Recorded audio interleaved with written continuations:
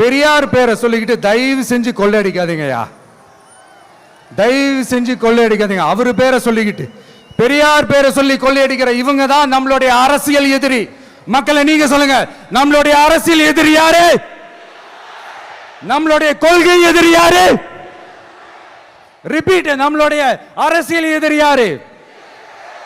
நம்மளுடைய கொள்கை எதிரி யாரு? உங்களுக்கு புரியுது இல்ல?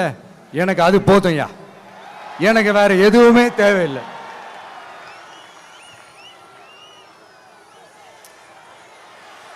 அதனாலதான் உங்களுக்கு நம்மளை பத்தி, நம்ம அரசியலோட நீங்க எல்லாரும் என்னோட அரசியலோட கனெக்டடா இருக்கீங்கன்றது ரொம்ப தெளிவா தெரியுது. அதனால எனக்கு அது போதும். அதனாலதான் எதிரிகள் யாருன்னு சொல்லிட்டு களத்துக்கு வந்திருக்கிறோம்.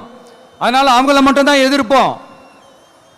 அதுவும் அந்த எதிரிகள் யாரு இப்போ இங்க 2026 சட்டமன்ற தேர்தலில் களத்தில் இருக்கிறாங்களோ அவங்கள மட்டும் தான் எதிர்ப்போம். சும்மா களத்திலே இல்லாதவங்களையும், களத்துக்கும் அவங்களுக்கும் சம்பந்தமே இல்லாதவங்களையும் எதிர்க்கிற ஐடியாலாம் இல்ல பாஸ். நீங்க கேட்கிறீங்கன்றதுக்காக எதிர்த்துட்டு இருக்க முடியாது பாஸ். எங்களுக்கு நிறைய வேலை இருக்குது.